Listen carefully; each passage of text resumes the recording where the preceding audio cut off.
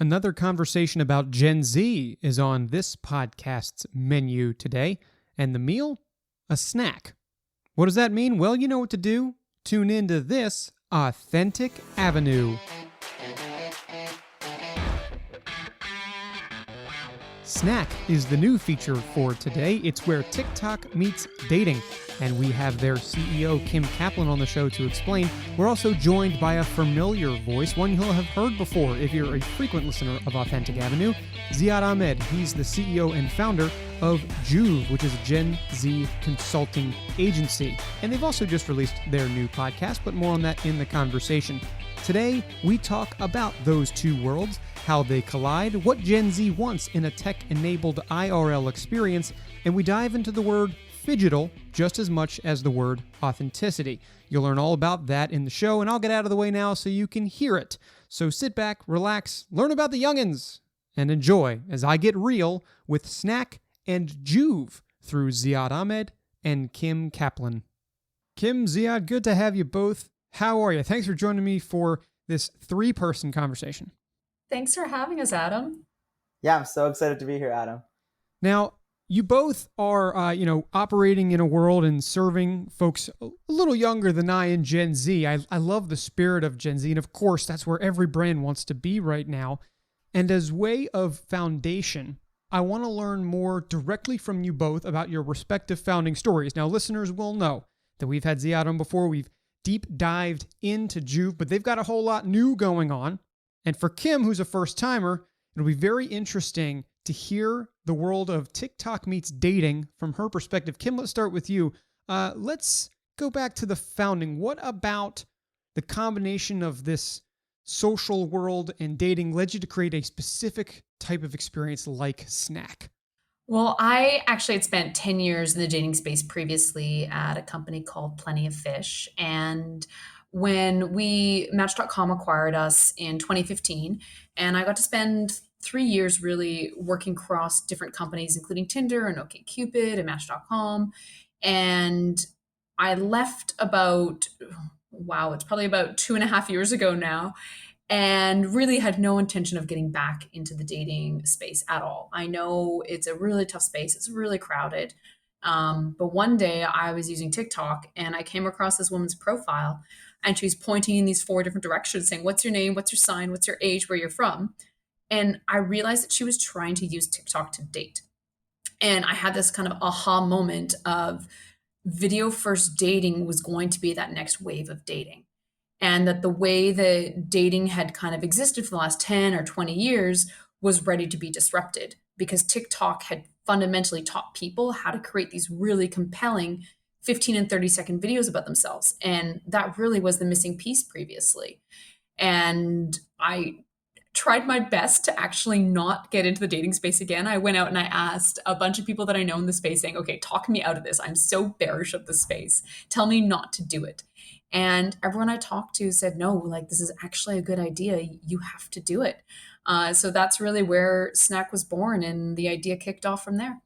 I do remember that I think it's the same TikTok. It was as I remembered, it was a country song by a guy called Chase Rice, and it was absolutely right. That's so exactly it. What's your name? What's your sign? What's your drink? So at that point, it didn't have automatic captioning, so people would just point to the little text they pull up. I'm aware of this game a little bit, and so yeah, that was something that I had seen. It was like, oh, that's interesting, and I just didn't. Frankly, you know what I thought at the beginning, and maybe you thought this too, is like, shoot, TikTok might actually just do this themselves. But maybe we'll get into that in a little bit. I'm glad that you had that basis of knowledge, though, to see that. I mean, that was one, and of course it blew up, right? I mean, how many videos were made eventually with that? I pulled the app up, I could look at it. But how many videos was it? I mean, you probably know that.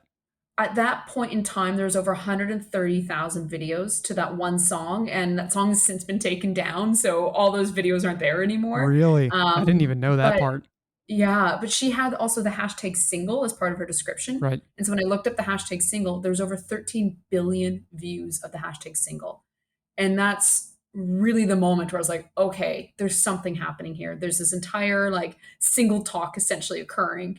And TikTok fundamentally just isn't built for dating when you think about location and how close someone is to you, or what their relationship status is, or how do they like how do you weed through your comments or your likes? If you create a good video, you're going to get hundreds of thousands of them. And so it was more the premise of people were trying to use TikTok today. I know some people successfully have, but it just showed that there's this opportunity to take dating and do something with it from a video first perspective. I had seen it, and then I had seen offshoots of it, and then it started with like other creators would have like these frequent commenters, and then they would like do duets of videos, and everybody would say, "Oh, I ship this, I ship that," and then Ziad, you and I were talking in the prep to this about a now quite famous TikToker called Emma Brooks, whose boyfriend did this thing and basically was like featuring all her photos, and then be like, "Man, I wish I was with her," and then boom, she pops out, and it was like this internet breaker.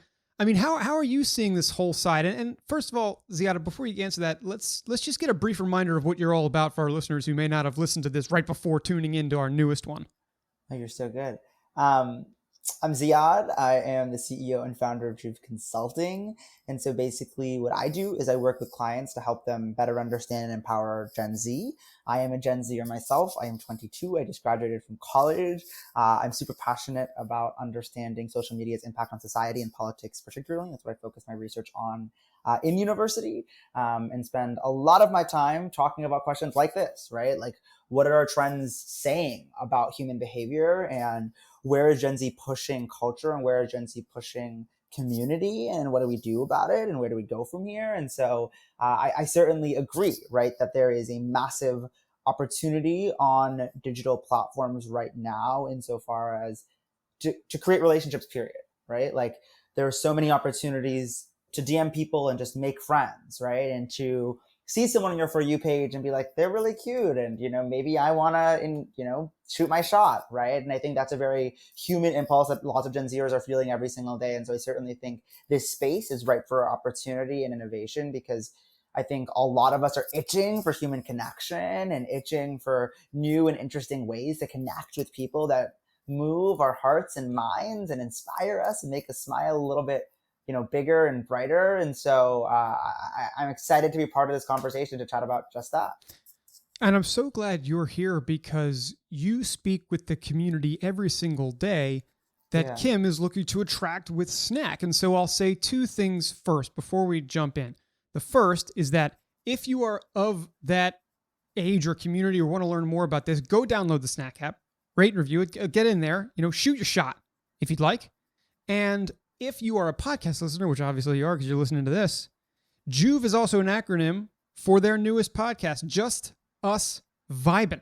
Not just across audio platforms, but also across YouTube. They're getting into the video aspect of it, which I personally admire. I've been thinking about doing this here. But you both are innovating, and you're creating these spaces specifically for Gen Z.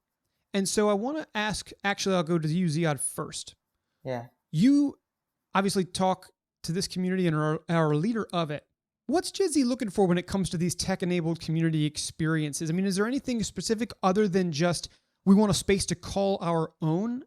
What are the preferences, or what has been the cream that has risen to the top for what makes for a great experience online for this generation? Yeah. Look, first, thank you, Adam, for the shout out for Just Us Vibing. I appreciate it. And we're excited about having launched that, last week. But to say about Gen Z, like anything is hard because we're not a monolith, right? Gen Z is 2 billion over 2 billion people all across the world. And so I'm wary of making generalizations. But what I will say is that, in my experience working with, many thousands of young people, what I think, rises to the top in terms of digital community, in terms of digital connection, or first and foremost, the word inclusivity comes to mind, right? And I'm not just talking about diversity in terms of making sure that, the brochure looks representative. I'm talking about actually creating infrastructure by which diverse voices, diverse experiences, diverse people can not just survive, but thrive. Right? And that looks like really intentional engineering. That looks like really intentional planning. That looks like intentional leadership of thinking about how will this space that I'm cultivating actually feel for somebody who comes from a different lived experience, who comes from a different background. And I think that Gen Z is the most diverse generation that's ever lived, especially in the United States context. And so with more of us, identifying in new ways, right, that allow more of us to feel like our best selves, what are our apps, what are our physical spaces doing to make more of us feel like we have permission to be ourselves unapologetically? And I think the places and spaces that make us feel like we can be whoever we are, right? In bold and beautiful ways, I think is what is most exciting right now.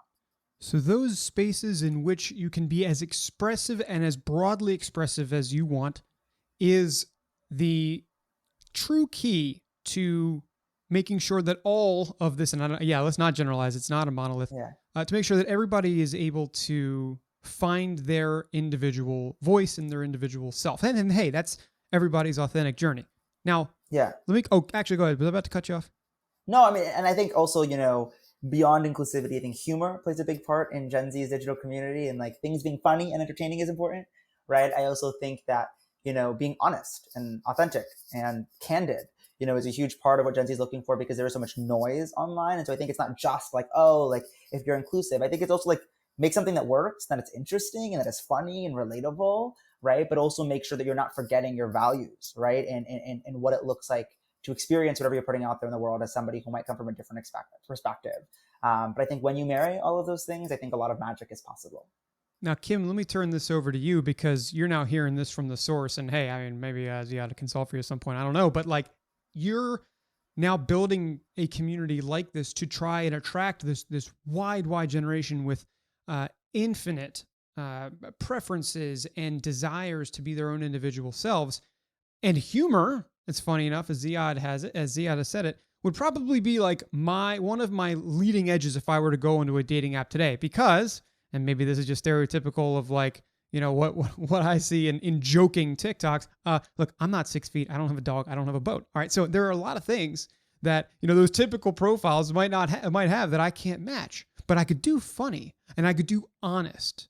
Now, with this in mind, how are you molding Snack to meet this wide, inclusive, expressive desire of Gen Z?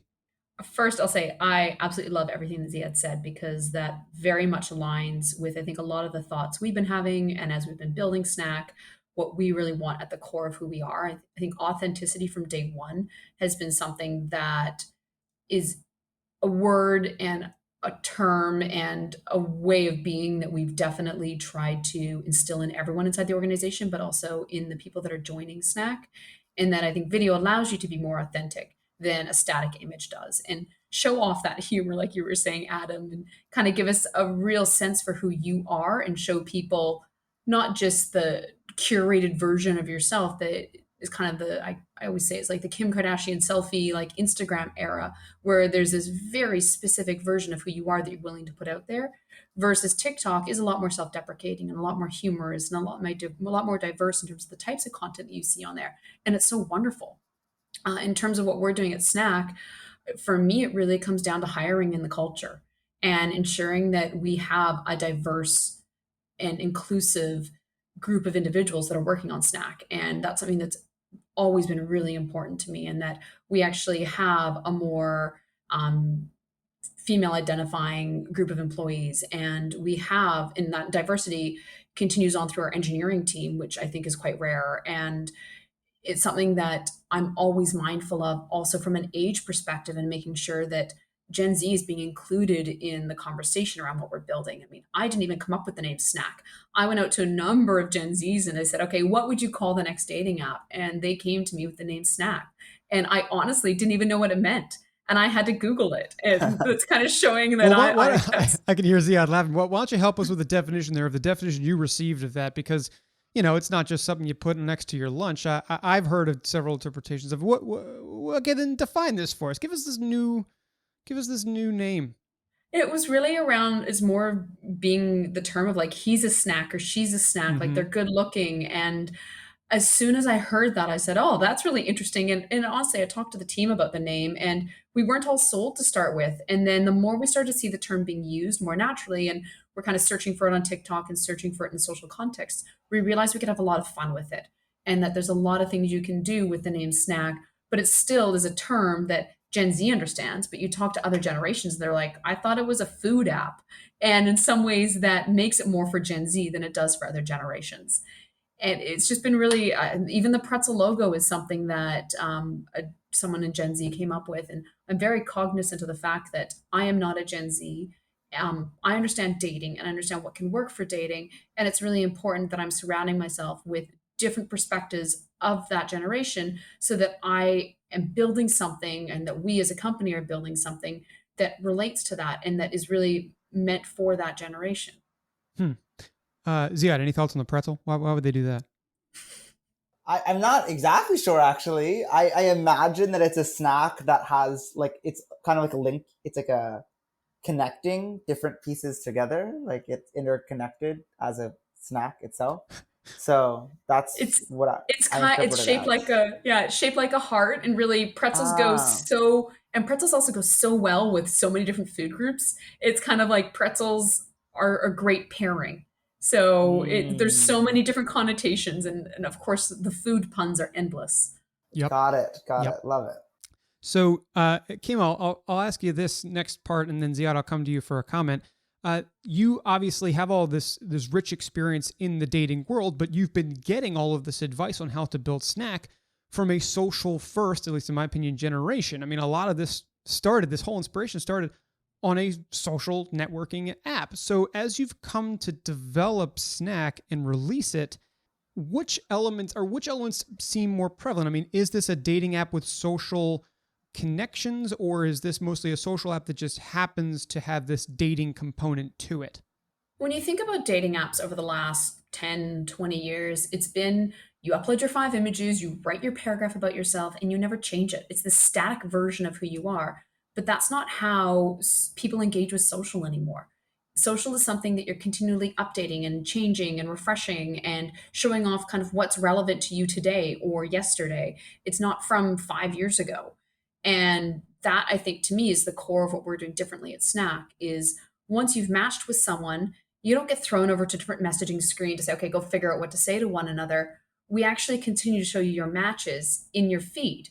And instead of a like button, there's now a DM box where you can kind of engage their content directly. And you're not having to try to come up with figuring out who's going to go on a date or who's going to ask who on a date first. It's you're engaging with that video that you uploaded of your dog saying, oh my God, that's such a cute dog. What type of dog is it? It's a more natural way of starting the conversation. And when we were talking to Gen Z about how they're currently dating, that's ultimately what they're doing is they would match in Tinder and Bumble. And then they were saying they immediately moved to Snap or Instagram for that kind of covert flirtation through Mm. content. And that was a really great nugget that we heard. And so we intentionally built Snack with that social component in mind, but with a dating first approach. Got it. So that you're able to have this sort of all-in-one experience, and you can still, connect personally with somebody right there where you see them. You don't have to migrate somewhere else. But if you'd like, you can also do that as many times over as matches as you get. I mean, is that basically what you're getting at? Yeah. And you shouldn't have to have multiple accounts to try to date somebody. It's not normal. That's not natural. And I think video lends itself more to a natural representation of who you are than an image in a written paragraph. So why not kind of continue that natural flirtation on one app versus saying, okay, now that you've matched, you got to go and like share that experience on Snap or Instagram. Now, Like you shouldn't have to date over two apps. right. And Ziad, I want to get your opinion here because no matter where it might be, there is, in my opinion, this constant, I don't want to say friction, but certainly things that don't exactly line up, which is this need or this desire to connect with people personally, which is or organically one-to-one, especially in a dating context, and also the ability that tech provides to connect with people at scale. Where do those come together for, again, I don't want to generalize it, but like what you have perceived Gen Z to want? Is there one that outweighs the other? And how do they marry well? I don't want to use that in this context, but like, how do they come together well? It's interesting to hear how you framed the question. Because even the notion of one-on-one is maybe something that Gen Z is challenging, right? With more people being polyamorous or openly identifying as poly on their social media platforms every day, right? And I think a lot of what Gen Z is all about is, challenging the status quo, right? And rewriting the rules where we don't like them. And I think so much of, what dating historically looked like was really embedded into a hetero patriarchal culture, right? Where there wasn't a lot of room for community oriented or experiential models of what it looked like to build community or connection in a romantic context.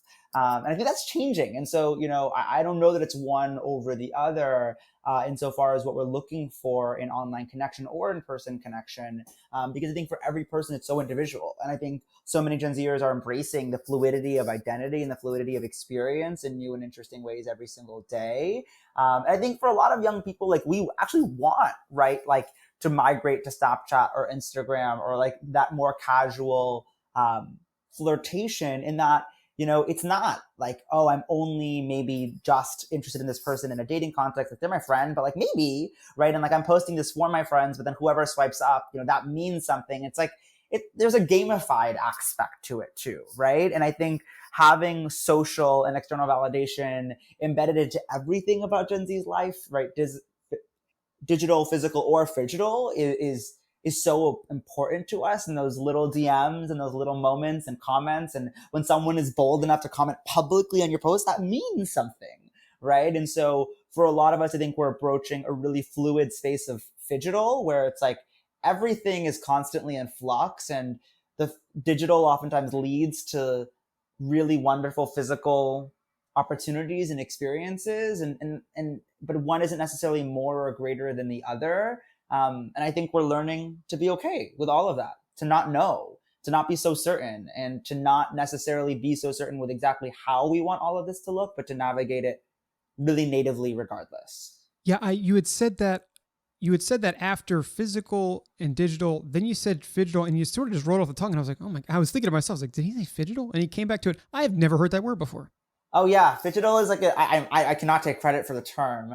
It's a term that is being used increasingly to talk about Gen Z and to talk about where we're approaching as a society, which is that there isn't a clear separation between the physical and digital worlds, right? That like one sort of seamlessly moves into the other. And I think a lot of adults or, older folks have conventionally been really confused by the idea that we have digital friends that we've never met in person. And aren't those inherently lesser friendships than that, than those that we've made IRL? And I think instead what we're approaching is that like, you can be just as close as somebody you've only met digitally, but like an in-person interaction is still like the consummation of that in some way, right? And I think that's translates to the dating space as well. Like you can talk to someone for a long time on digital before meeting them IRL. And that relationship can still be really deep because we don't necessarily see the digital as physical as separable as I think my parents' generation did. I think one really seamlessly moves into the other, and an amazing experience includes both of these things at once, hence the phygital world that we're moving towards.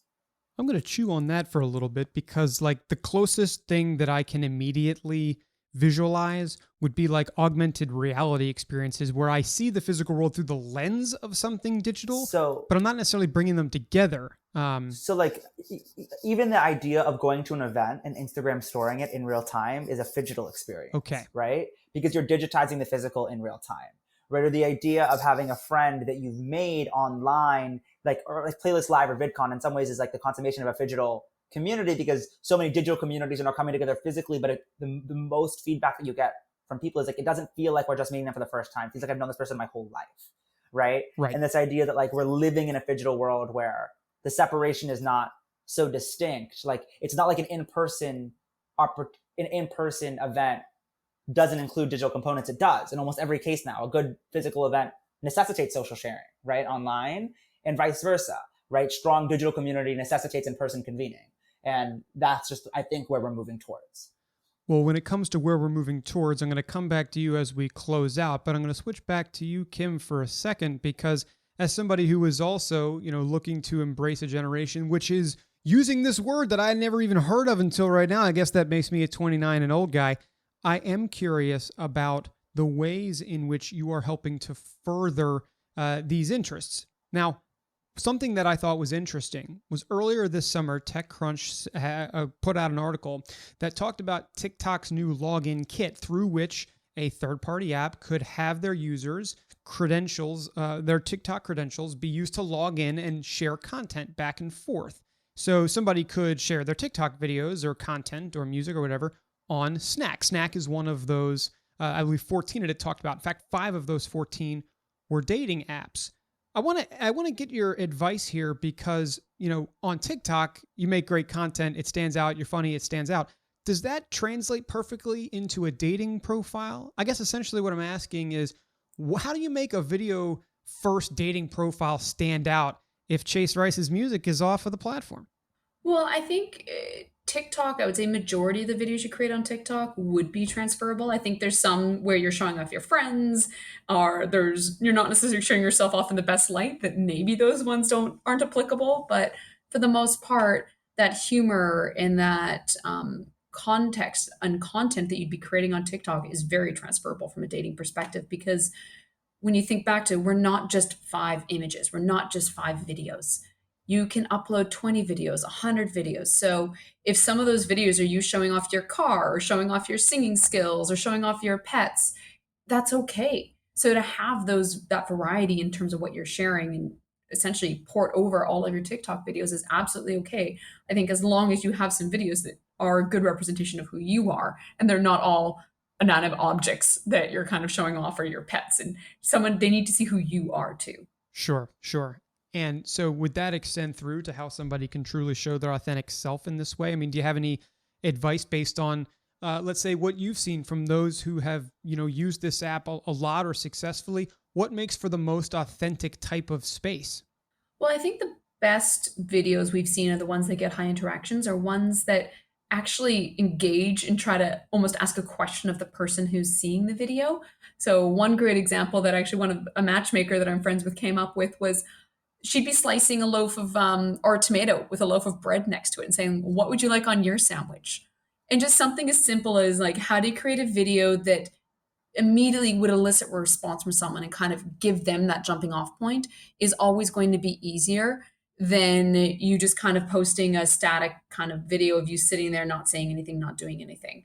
So whether it's showing off your skills, whether that's your cooking skills, your pets, the hike you went on, anything that shows you in the context of what your interests are, I think is a great way for you to then share more about yourself, but also allow that person something to easily be like, "Oh, I like hiking too. So I know that hike that they went on," or you know what, would you want to go on a hike next weekend? What's your favorite hike?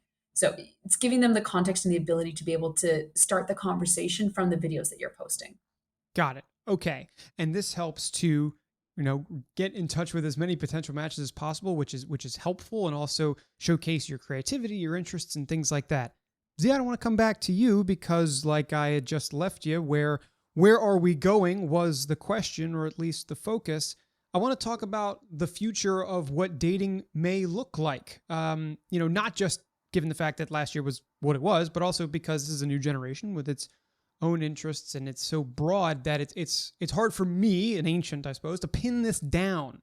But I guess what I really mean to ask is that in this increasingly phygital world, where many of the ways we interact with people are digital, I'm still struggling with the fact that dating or building relationships sort of in that romantic way are pretty much still done physically. So what do you see for the ways in which these digitally connected dating apps can enhance more than just their digital home?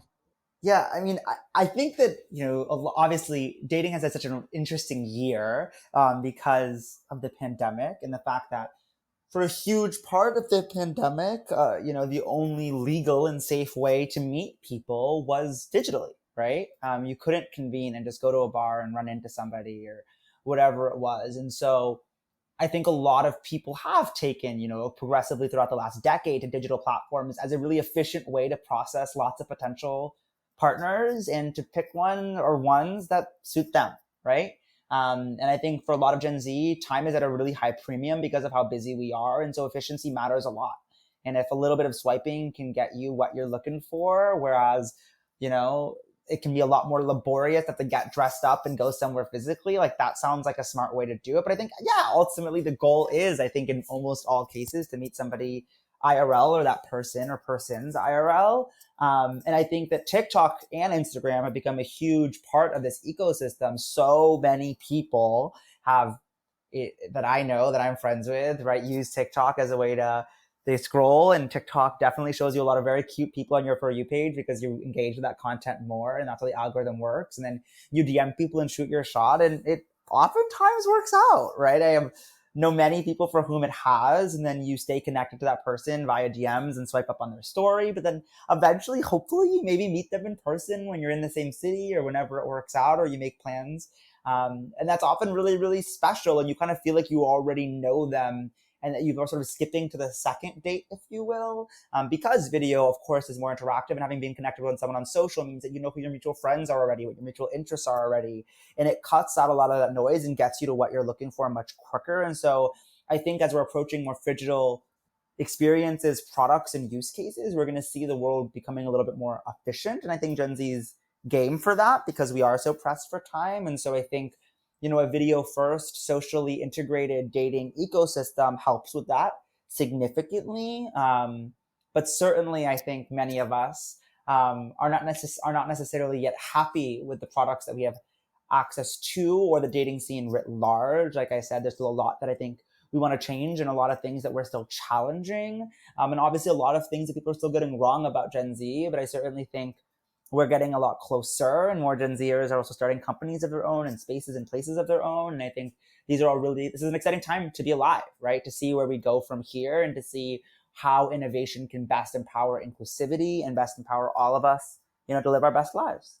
That's a very rosy, optimistic look at things. I mean, hey, I'm glad that's how it is seen. And I don't know that I'd call myself an optimist, but I'm hopeful. Well, that last sentence sounded awfully like it. And I grant, though, that within the same breath, you said, hey, look, when people still are pushing to be better, pushing to have the experiences for them improve, and even stepping into the spotlight themselves to do it, yourself included in that list.